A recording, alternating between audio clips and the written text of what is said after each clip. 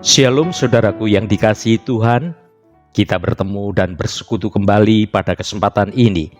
Saya berharap Anda semua dalam kondisi yang sehat dan tetap semangat. Renungan kita hari ini dengan judul Bercahaya Seperti Bintang. Mari kita berdoa terlebih dahulu untuk mengawali renungan hari ini. Tuhan, pada kesempatan ini kami berterima kasih dan bersukacita atas segala anugerah kemurahan-Mu yang kami rasakan dalam hidup ini. Terima kasih untuk segala perlindungan dan penyertaan-Mu yang sudah Engkau berikan pada kami, sehingga pada kesempatan ini kami kembali bisa mendengarkan firman-Mu untuk belajar mengenal Engkau lebih dalam lagi. Kami mengundang Engkau untuk hadir dan berkuasa sepenuhnya dalam hidup kami. Jamah hati kami agar kami boleh mengetahui lebih dalam lagi akan rahasia kebenaran firman-Mu. Dalam nama Tuhan Yesus Kristus, kami naikkan doa ini ke hadirat-Mu. Haleluya, amin. Saudaraku yang terkasih, kita perlu menyadari setiap kita adalah lilin-lilin Allah yang ditempatkan di tengah dunia yang penuh dengan kegelapan ini. Tuhan mau cahaya kita selalu menyala untuk menerangi dunia ini. Meskipun kejahatan merajalela, virus mematikan merebak di mana-mana, dan ketakutan menguasai sekeliling kita, Tuhan tidak ingin kita seperti orang dunia yang dinaungi kegelapan. Tuhan ingin setiap kita selalu memancarkan sinar dimanapun Tuhan menempatkan kita. Tuhan ingin sinar kita semakin hari semakin terang dan itu nyata, sehingga orang-orang di sekitar kita boleh melihat dan dibebaskan dari kegelapan. Oleh karena itu, pancarkan sinar terang-Mu di sekitar-Mu, di tempat di mana Engkau bekerja, di rumah, di kota, ataupun mungkin kita menjadi terang bagi bangsa ini. Jadilah terang senantiasa lewat perkataan yang baik, lewat perbuatan kita yang baik, sehingga melalui perkataan dan perbuatan kita itu, nama Tuhan dimuliakan.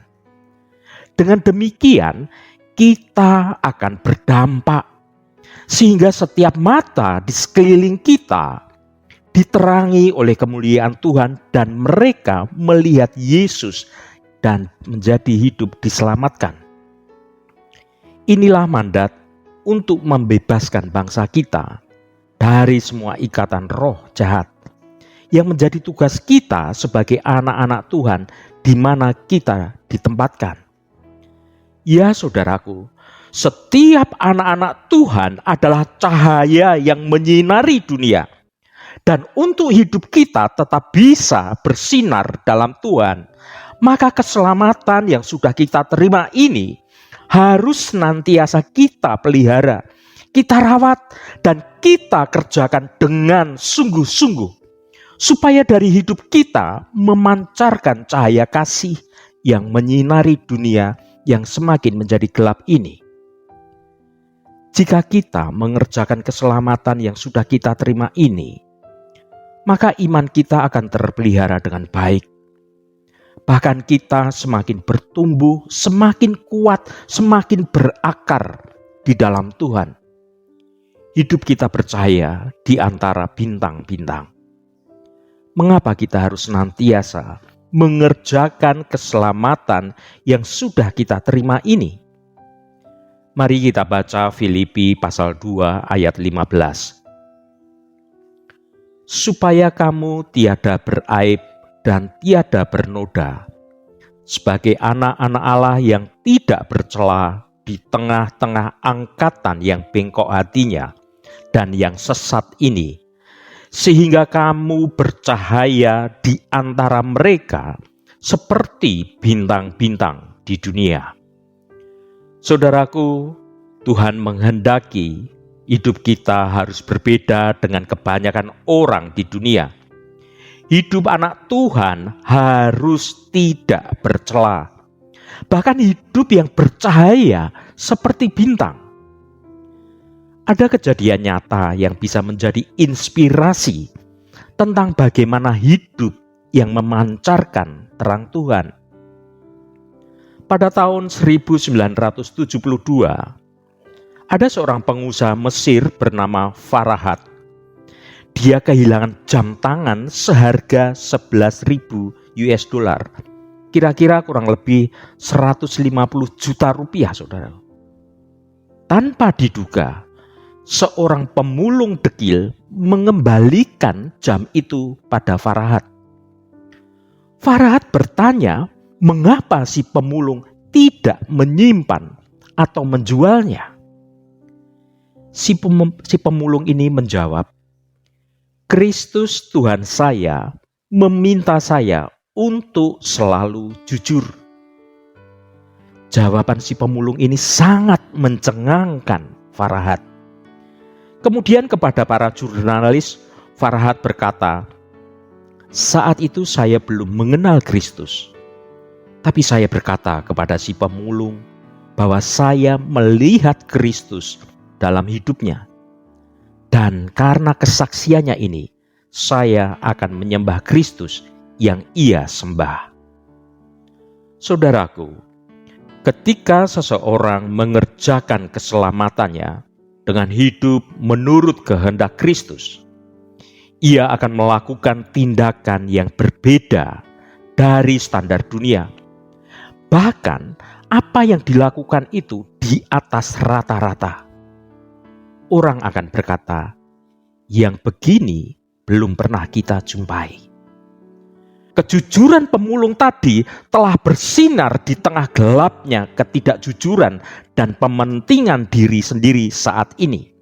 Selanjutnya, setiap keputusan dan tindakan yang dilakukan demi nama Kristus akan membuat orang dunia mendengar namanya dan mengenal Dia adalah Tuhan.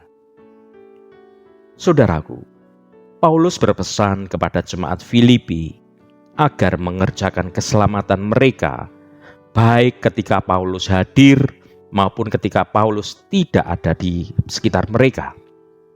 Dan Paulus sendiri menjadi teladan dalam mengikut Kristus. Mari kerjakan keselamatan kita dengan hidup sebagaimana Kristus ingin kita hidup. Bukan lagi untuk mencari keselamatan, tetapi untuk mensyukuri dan mewartakan keselamatan itu sendiri. Dan ketika itu dilakukan dengan sukacita, maka perbuatan kita pun akan bercahaya seperti bintang. Mari kita baca Filipi pasal 2 ayat 12. Hai saudara-saudaraku yang kekasih, kamu senantiasa taat. Karena itu tetaplah kerjakan keselamatanmu dengan takut dan gentar. Bukan saja seperti waktu aku masih hadir, tetapi terlebih pula sekarang waktu aku tidak hadir. Saudaraku yang diberkati Tuhan, ketika kita berbicara tentang keselamatan, maka kita mengakui bahwa keselamatan di dalam kekristenan adalah anugerah melalui iman kita kepada Tuhan Yesus Kristus. Perkara itu bukan karena perbuatan dan kesalehan kita. Maka Rasul Paulus menekankan, jangan ada yang memegahkan diri karena berpikir bahwa keselamatan adalah usaha dan kemampuan kita. Namun di sisi lain, kita menyadari bahwa kita sekarang belum di surga. Walaupun kewargaan kita adalah warga surga, tetapi sekarang ini kita masih tinggal di dunia. Kita memang sudah diselamatkan saat percaya kepada Kristus, dan kita sudah mendapat jaminan kekekalan. Oleh karena itu, sama seperti jemaat di Filipi, kita juga dianjurkan untuk senantiasa mengerjakan keselamatan kita dengan tekun. Saudaraku, ada 4 hal yang menjadi pembelajaran kita dalam mengerjakan keselamatan kita. Poin yang pertama dalam mengerjakan keselamatan kita adalah sikap untuk terus-menerus mau taat. Jemaat di Filipi adalah jemaat yang taat. Hal itu diungkapkan oleh Rasul Paulus dalam firman Tuhan yang kita baca ini, disebutkan, kamu senantiasa taat. Namun Rasul Paulus tetap memerintahkan untuk terus-menerus mau mengerjakan keselamatan dengan cara taat pada perintah Tuhan. Maksudnya adalah cara mengerjakan keselamatan adalah dengan tetap taat secara terus-menerus, karena bentuk kata tetaplah kerjakan keselamatanmu, yang berarti suatu perintah yang dikerjakan secara terus-menerus, secara setia, dengan tekun, dengan segenap kekuatannya, dia terus mengerjakan keselamatannya. Rasul Paulus menekankan bahwa mengerjakan keselamatan itu harus dilakukan dengan takut, dengan gentar. Maksudnya dengan penuh rasa hormat dan rendah hati pada Allah. Poin kedua adalah dalam mengerjakan keselamatan kita adalah kedaulatan Allah dalam keinginan kita untuk mengerjakan keselamatan. Filipi pasal 2 ayat 13, karena Allah lah yang mengerjakan di dalam kamu baik kemauan maupun pekerjaan menurut kerelaannya. Saudaraku, untuk menghindari kesalahpahaman, Paulus langsung menjelaskan dalam ayat 13 ini bahwa keinginan kita untuk mengerjakan keselamatan itu dikerjakan oleh Allah. Artinya rasa ingin kita, kerinduan kita untuk mengerjakan keselamatan itu karena ada roh yang membangkitkan kita, dan itu hasil karya Allah yang bekerja dalam diri kita, sehingga kita memiliki keinginan, kita memiliki kerinduan untuk mengerjakan keselamatan itu. Maka keselamatan yang kita terima itu bukan karena usaha kita, bukan karena kesalehan kita. Itu sungguh-sungguh bukan karena hasil pekerjaan kita. Tapi itu sungguh-sungguh karena Allah berkarya dalam hidup kita. Kata mengerjakan berasal dari kata energon, yang menunjukkan bahwa Allah adalah pribadi yang memberi energi atau kemauan atau kehendak pada kita untuk kita melakukan pekerjaan itu. Kata ini menunjukkan suatu pekerjaan yang efektif yang dilakukan secara terus-menerus.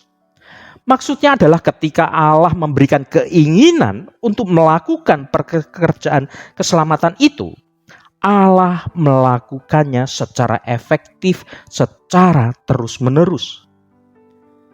Maka dari sini kita bisa menyimpulkan bahwa kita tidak boleh berpikir bahwa kita mampu mengerjakan keselamatan tanpa Allah. Bahkan menginginkan untuk mengerjakannya tidak ada pada kita. Jika bukan karena Allah yang menggerakkan kita, yang memberikannya pada kita. Hal ini secara konsisten menunjukkan bahwa keselamatan itu murni anugerah Allah melalui iman kita kepada Tuhan Yesus Kristus. Dengan penekanan menurut kerelaannya, atau lebih tepatnya maksud yang baik. Artinya Allah memiliki maksud dan tujuan yang baik dalam karyanya memberikan kita keinginan untuk mengerjakan keselamatan itu. Poin yang ketiga dalam mengerjakan keselamatan kita adalah tujuan kita dalam mengerjakan keselamatan itu sendiri. Mari kita baca Filipi pasal 2 ayat 15. Supaya kamu tiada beraib dan tiada bernoda, sebagai anak-anak Allah yang tidak bercela di tengah-tengah angkatan yang bengkok hatinya dan yang sesat ini, sehingga kamu bercahaya di antara mereka seperti bintang-bintang di dunia. Saudaraku, dalam ayat 15 ini dengan jelas tujuan kita mengerjakan keselamatan adalah supaya kita tiada bernoda dan tiada beraib. Maksudnya Paulus ingin hidup kita ini menjadi sempurna di dalam kebenaran Tuhan. Walaupun kita sadar bahwa kita baru bisa benar-benar sempurna itu setelah Yesus datang. Tetapi kesempurnaan tetaplah menjadi tujuan kita. Dan kita semua mencerminkan kemuliaan Tuhan dengan muka yang tidak terselubung. Dan karena kemuliaan itu datangnya dari Tuhan yang adalah Roh, maka kita diubah menjadi serupa dengan gambarnya dalam kemuliaan yang semakin besar. Kemudian poin keempat dalam mengerjakan keselamatan kita adalah firman Allah adalah pegangan hidup kita. Mari kita baca Filipi pasal 2 ayat 16. Sambil berpegang pada firman kehidupan, agar aku dapat bermegah pada hari Kristus, bahwa aku tidak percuma berlomba dan tidak percuma bersusah-susah. Ya saudaraku, yang menjadi pegangan kita dalam mengerjakan keselamatan adalah firman Allah itu sendiri. Firman Allah adalah pelita bagi kaki kita dan terang bagi jalan kita. Firman Tuhan yang mengubah pola pikir kita untuk menjadi sama dengan pemikiran dan kehendak Allah. Firman Tuhan yang membersihkan kita. Firman Tuhan yang akan mendewasakan kita. Karena itu, firman Tuhan selalu menjadi pegangan kita dalam mengerjakan keselamatan kita. Sebagai penutup renungan hari ini, mari kerjakan keselamatan kita dengan hidup sebagaimana Kristus ingin kita hidup. Bukan lagi untuk mencari keselamatan, tetapi untuk mensyukuri dan mewartakan keselamatan itu. Dan ketika itu dilakukan dengan sukacita, maka perbuatan kita pun akan bercahaya seperti bintang. Haleluya, amin. Mari kita tutup renungan ini dengan berdoa. Allah Bapa Surgawi yang kami sembah di dalam nama Tuhan Yesus Kristus, terima kasih atas firman-Mu yang sudah kami dengar pada kesempatan ini. Bapa, terima kasih atas keselamatan hidup kekal yang sudah kami terima melalui pengorbanan Yesus Kristus di kayu salib. Kami menghargai keselamatan ini sebagai anugerah terbesar dalam hidup kami. Semua karena kasih-Mu saja atas kami sebagai anak-anak-Mu.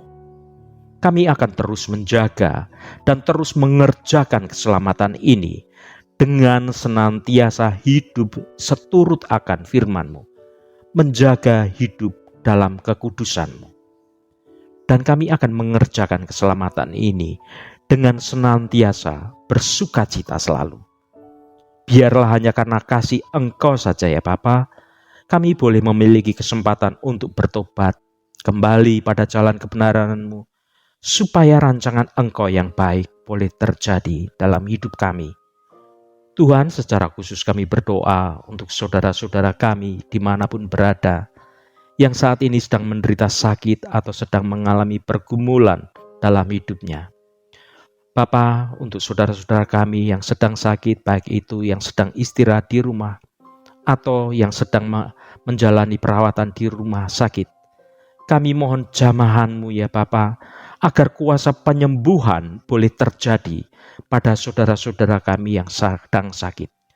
jamahan dan lawatan Engkau juga terjadi pada saudara-saudara kami yang saat ini sedang dalam pergumulan, sedang dalam masalah, sedang dalam beban hidup mereka.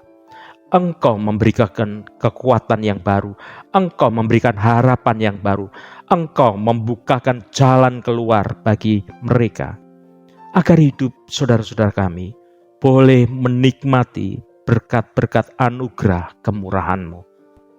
Berkati mereka yang hari ini sedang berulang tahun Tuhan, Engkau tambahkan 1 tahun lagi.